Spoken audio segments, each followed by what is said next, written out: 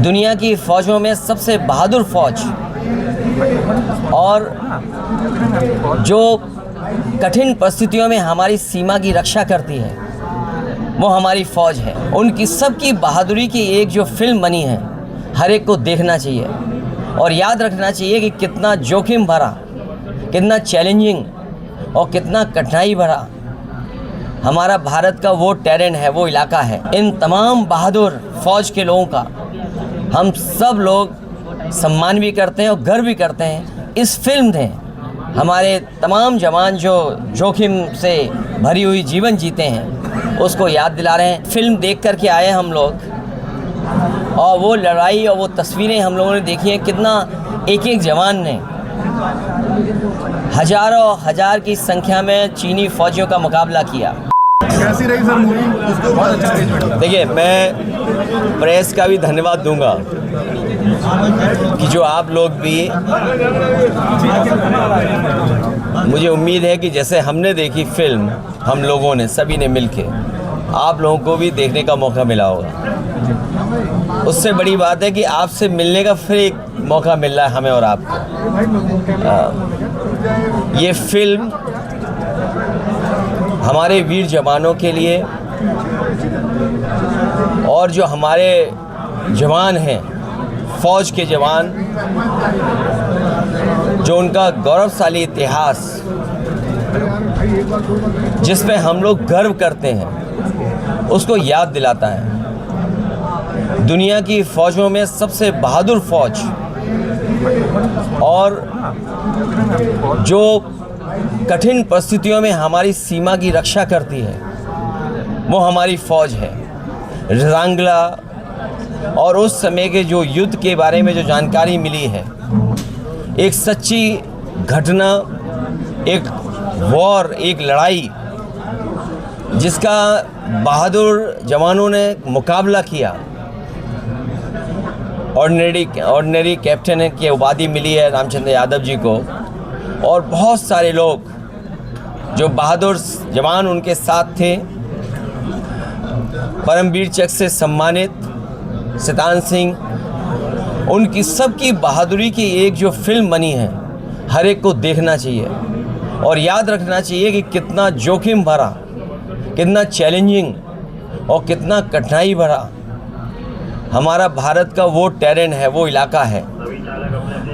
कब किसने क्या ज़मीन खोई, उस इतिहास में न जाकर के इन तमाम बहादुर फ़ौज के लोगों का हम सब लोग सम्मान भी करते हैं और गर्व भी करते हैं। इस फिल्म ने हमारे तमाम जवान जो जोखिम से भरी हुई जीवन जीते हैं उसको याद दिला रहे हैं। नई पीढ़ी को देखना चाहिए और मैं तो कहूँगा, क्योंकि मैं जाने कितने वर्षों के बाद ये फिल्म देख रहा हूँ किसी थिएटर में आकर के, और मैं इसीलिए देखने आया क्योंकि ये रजांगला की लड़ाई हमारा एक एक फ़ौजी, एक एक जवान और ख़ासकर वो अहीर जो गुड़गांव, हरियाणा और आसपास के रेवाड़ी के रहने वाले हैं, वो आज भी गर्व करते हैं और उनकी इस बहादुरी पर पूरा देश गर्व करता है। ये गौरवशाली इतिहास जो हमारी फ़ौज का है वो आने वाली पीढ़ी भी देखे, समझे और जाने। सर, अरुणाचल प्रदेश की जो थी उसको चाइना में रोक दिया गया ट्रांजिट में, और उन्होंने अरुणाचल प्रदेश को एक तरीके से आइडेंटिफाई करने से मना कर दिया चाइना ने। क्योंकि फिल्म देख कर के आए हम लोग और वो लड़ाई और वो तस्वीरें हम लोगों ने देखी हैं। कितना एक एक जवान ने हजारों हजार की संख्या में चीनी फौजियों का मुकाबला किया। कहा तो ये जाता है कि आखिरी बुलेट तक, आखिरी शरीर जो जवान का जिंदा था और आखिरी सांस तक लड़ करके उन्होंने अपनी ज़मीन को, मातृभूमि को, अपनी धरती को बचाया। ऐसी बहादुर फ़ौज जिसने आखिरी सांस तक लड़े हों, ऐसे बहादुर लोग जो आखिरी बुलेट तक लड़े हों, जो उनके पास था सब कुछ निछावर कर दिया। वो हमारी धरती, वो भारत माँ, या जो हमारा भारत का क्षेत्रफल है वो कम ना हो। और ये सवाल कई बार उठा कि हमारा क्षेत्रफल जो भारत सरकार जिसका आंकड़ा रखती है उसे कम से कम बताना चाहिए कि हमारे भारत का क्षेत्रफल पहले क्या था, आज क्या है। और जो भारतीय जनता पार्टी की सरकार में लगातार ये देखने को मिल रहा है कि सीमाएं हमारी सिकुड़ती जा रही हैं। ये प्रचार में ज़्यादा भरोसा करते हैं, झूठ बोलने में ज़्यादा भरोसा करते हैं, लेकिन हमारी सीमाएं और हमारा क्षेत्रफल इनकी सरकार में कम होता हुआ दिखता है। न केवल क्षेत्रफल कम हो रहा है, बल्कि जो तरक्की और खुशहाली हमारे देश की होनी चाहिए उसकी वो भी रुकावट बन रहा है चीन। इसलिए हमें ऐसे देशों से सावधान रहना पड़ेगा जो देश हमें समय समय पर हमारी ज़मीन छीनते हैं। सर, एसआईआर का समय आपने भी बढ़ाने का संविधान दिवस पर यही कहना चाहूँगा कि संविधान हमारा मजबूत हो। जितना संविधान हमारा मजबूत होगा उतना ही लोकतंत्र मजबूत होगा, और मजबूत लोकतंत्र के लिए संविधान के रास्ते पे चल करके जो बाबा साहब भीमराव अम्बेडकर ने दिया है, जिसमें सोशलिज्म का रास्ता है, सेकुलर समाज को रास्ता दिखाता है, जो डेमोक्रेटिक वैल्यूज़ हैं उनको कैसे बचाया जा सके। लेकिन इधर हम लोग देखते हैं कि सुबह उठ के ही इधर भारतीय जनता पार्टी ने संविधान दिवस मनाया। संविधान दिवस मनाने वाले भारतीय जनता पार्टी ने सबसे ज़्यादा ठेस बाबा साहब भीमराव अम्बेडकर जी के दिए हुए संविधान को पहुंचाया है।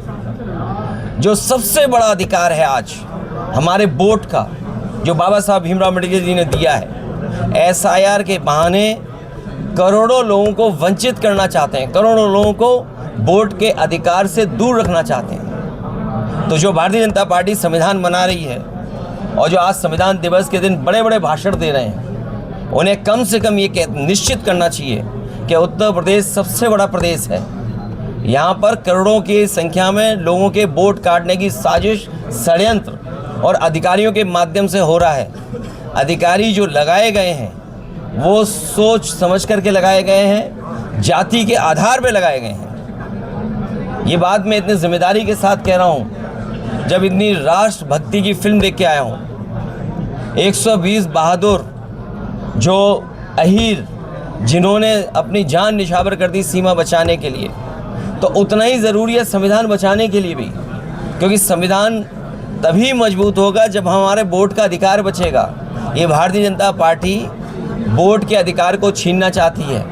यूपी में अभी बिहार के लोगों से छीना, बांग्लादेश हमारे बांग्लादेश के बहाने वेस्ट बंगाल में न जाने क्या क्या साजिश षड्यंत्र कर रहे हैं।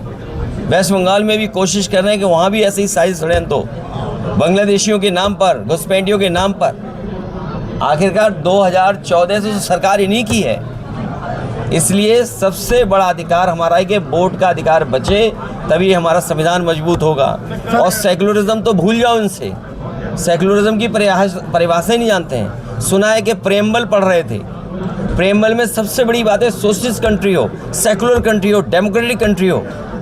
इनकी सरकार में न सोशलिस्ट बचे हैं, न सेकुलरिज्म बचा है, और अब एसआईआर ला करके हमारे लोकतंत्र को भी खतरा पैदा कर दिया है। अखिलेश जी, एसआईआर का समय बढ़ाने की मांग मैं अभी भी मांग कर रहा हूँ। इसमें 4 लोगों की मौत जो है वो हो चुकी है, जिसमें जो बीएलओ की देखिए, ये गोंडा में एक अध्यापक, मैं नाम दिमाग से उतर रहा है क्योंकि 120 बहादुर देख के आया हूँ, तो यादव जो हमारे अध्यापक थे उनकी जान चली गई, और एक कोरी बिरादरी के थे जो फतेहपुर में, जिसकी शादी होने वाली थी, वो आत्महत्या कर लिया। और जो आपके माध्यम से जानकारी मिली गई, इलेक्शन कमीशन तो बता नहीं रहा, ना सरकार बता रही है, बड़े पैमाने पर बीएलओ की जान गई है। और मजबूरी में मुझे बीएलओ के पक्ष में भी पत्र लिखना पड़ा, जानकारी देनी पड़ेगी किस मेंटल प्रेशर में वो काम कर रहे हैं। और सरकार का दबाव है कि वो कैटेगरी में सबके जल्दी फॉर्म भर दो। जैसे उन्होंने क्या किया, जो मैंने प्रेस कॉन्फ्रेंस में आपके सामने बताया कि फॉर्म बट गया, बीएलओ ने फॉर्म बांट दिए। अगर मैं रैंडम पूछूं किसी से, किसको फॉर्म मिला है, बीएलओ ने दिया, बताते हैं किसी को फॉर्म नहीं दिया। यहाँ किसी को फॉर्म मिला बीएलओ का? कोई जानते हो फॉर्म? देखिए, सब 18 साल से ऊपर हैं ये लोग, 18 साल से ऊपर हुआ, और इनको किसी को बीएलओ फॉर्म नहीं मिला, दिए नहीं बीएलओ ने फॉर्म। और जो आंकड़ा कंप्यूटर में बता रहा है कि बीएलओ ने 99.45% फॉर्म बांट दिए हैं। अब उन पे प्रेशर है, क्योंकि आज तारीख क्या हो गई है, आज 26 तारीख है। तो सोचिए 8-9 दिन में उन्हें पूरा भरा हुआ दिखाना है, तो वो बहुत सिंपल काम कर रहे हैं। जो आखिरी कैटेगरी है उसमें बिल्कुल जल्दी से फॉर्म भरे दे रहे हैं। इसका मतलब ये हुआ कि 2-2.5 करोड़ लोगों का, और उससे हो सकता है यूपी में 3 करोड़ लोगों का वोट काट देंगे ये लोग। 3 करोड़ लोगों का वोट काट देंगे। अब आप सोचिए, भाजपा के चुनाव ये मत पूछो कौन, भाजपा चुनाव आयोग दोनों एक हैं। और सोचिए, आज आपने तो सुना होगा ना, कितने लंबे लंबे भाषण दे रहे थे बीजेपी के लोग संविधान पर। उससे पूछिए डेमोक्रेसी कैसे बचेगी बिना वोट के। और जब सेकुलर हमारी फैब्रिक है, सेकुलर फैब्रिक को सबसे ज़्यादा चोट कौन पहुंचा रहा है? हमारे भाईचारे पर, हमारे एक दूसरे का जो लगाव था, एक दूसरे के प्रति हम लोग एक दूसरे के गले मिलते थे। तो भाईचारे को कौन सबसे ज़्यादा ठेस पहुंचा रहा है? भारतीय जनता पार्टी। और सोशलिस्ट तो शब्द ही हटा दो इनका, कि इन्हें चिंता ही नहीं है सोशलिज्म क्या है। बड़े बड़े उद्योगपतियों को सब लाभ पहुंचा रहे हैं। सुनने में आया है 10 लाख करोड़ से ज़्यादा उधार बांट दिया है। अगर आपको अमीर बनना है, उधार में पैसा ले लो, कारोबार कर लो, उधार में पैसा ले लो और बड़े बन जाओ। तो ये नई रणनीति है भारतीय जनता पार्टी के, कि अपने लोगों को ही लोन दीजिए, अपने लोगों को उधार दीजिए, उन्हीं को बड़ा बना दीजिए, उन्हीं के अंडर सबको ले आओ। और यही हालत हमारे चैनलों की भी हो गई। धीरे धीरे उनकी भी स्थिति यही हो गई, क्योंकि उनको चलाने के लिए कोई बजट चाहिए। अगर बजट मना कर देंगे तो चैनल नहीं चलेंगे। तो इसलिए बजट की लूट भी है। तो ये कैसे लोकतंत्र मजबूत होगा, आप सोचिए। आप सर, पीडीए की आप बात करते हैं, भारतीय जनता पार्टी हिंदुत्व का और धर्म का सहारा लेकर मैदान में, क्या पीडीए आपका जो है वो कमजोर कर पाएंगे पीडीए को? आप बात, हालांकि मैंने कार्यक्रम पूरा नहीं देखा और मेरी जानकारी भी नहीं है, और इसकी जानकारी अगर आप ला दोगे तो इससे मदद हमारी भी होगी और पीडीए के लोगों की भी मदद होगी। सुना है कि अभी कार्यक्रम में पीडीए के लोग ढूंढ ढूंढ के बुलाए गए थे। अरे सोचो, बीजेपी को ढूंढना पड़ रहा है पीडीए के लोगों को। अरे हमें बताए होते, हम सूची दे देते आपको। सबसे बड़े पीडीए यही खड़े। नहीं, आपको नहीं बुलाएंगे। नहीं बुलाएंगे। क्यों बुलाएंगे आप? फौजी आ जाओ, फौजी का विशाल आ जाओ। तो अब आप बताइए, पीडीए के लिए सूची बनाई जा रही है कि पीडीए के लोग बुलाए जाएंगे। तो ये जो हमारा साथी कह रहा है, ठीक कह रहा है। पीडीए से घबराए हुए लोग हैं। हर पीड़ित, हर दुखी, हर अपमानित व्यक्ति हमारे साथ है। पिछड़े, दलित, आदिवासी, अल्पसंख्यक भाई, हम उनके साथ हैं। इसलिए पीडीए के लोग पीडीए के साथ, पीडीए की सरकार बनाने जा रहे हैं। सर, आपने कल एक पोस्ट किया कि आप जो मंदिर बनवा रहे हो, वो मंदिर वो जब बन जाएगा उसके बाद आप बाकी जगहों पर भी जाएंगे, तो राम मंदिर नहीं। देखिए, ऐसा है, हम तो जन्म से धार्मिक हैं। जो मुझे लोग बताते हैं कि जब हमारा जन्म हुआ था तो छठी मनाई गई थी। मनाया जाता है। वो धर्म कौन सा होता है? हिंदू धर्म है। तो औरों से पूछो, उनकी छठी मनी थी कि नहीं मनी थी? सोचिए आप। हम तो हैं ही जो हैं, लेकिन हमारी लड़ाई है पीडीए को सम्मान देना। हाँ, आधी आबादी भूल गए। पीडीए का मतलब आधी आबादी भी है, जो यहाँ खड़े हुए लोग हैं, आधी आबादी। सर, 130 बहादुर जवानों की फिल्म है, लोगों से अपील करेंगे देखने से ज़्यादा। मैं चाहूँगा कि आप लोग भी देखें और इस घटना के बारे में, इस लड़ाई के बारे में, जो हमारे फौज के बहादुर और खासकर अहीर, खासकर यादव, उन लोगों ने जो जोखिम उठाया और उसका परिणाम ये हुआ कि उन्होंने जान न्यौछावर कर दी, लेकिन धरती माँ, भारत माँ की धरती बचा ली। की मांग हो रही है बहुत समय से। अरे भाई, मैं तो बहुत दिनों से मांग रहा हूँ। ये जो गुजरात के अहीर हैं, हरियाणा के अहीर हैं और राजस्थान के अहीर भाई लोगों से हमारा निवेदन है कि अगर हम अहीर रेजिमेंट मांगते हैं तो गुजरात में हमारा पुतला फूंकते हैं। अब आप बताओ ना, तुम मांग रहे हो ना अहीर रेजिमेंट, हमें खुशी है कि अगर हमारे साथी अहीर रेजिमेंट मांग रहे हैं। पहली इकलौती पॉलिटिकल पार्टी है जिसने अपने मैनिफेस्टो में ये लिखा कि अहीर रेजिमेंट होनी चाहिए।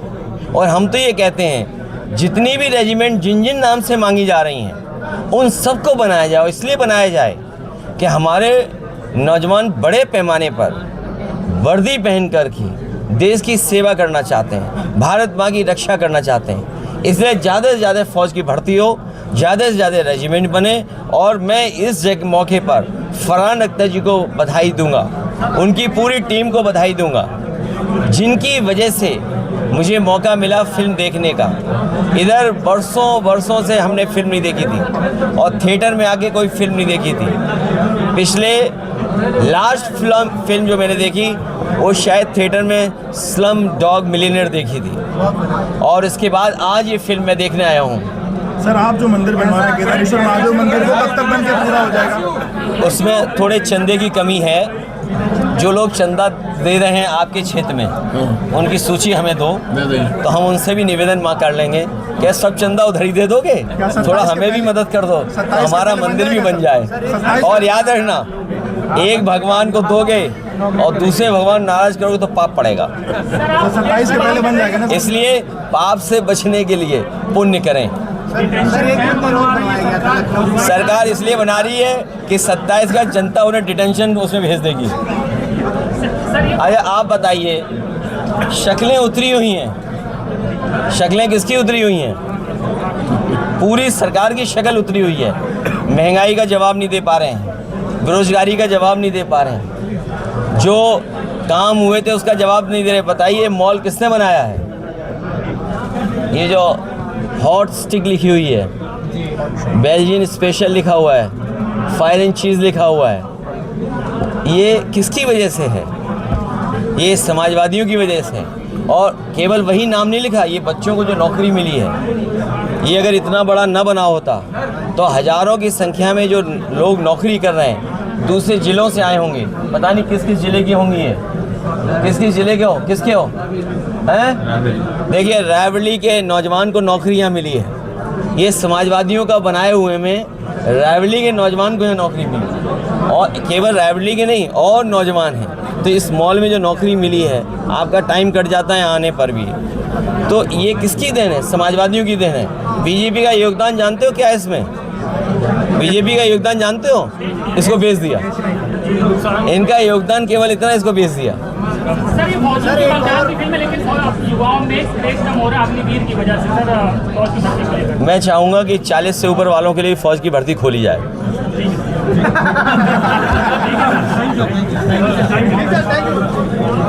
और आप लोगों ने फिल्म देखी कि नहीं देखी? चलिए बहुत धन्यवाद आपका।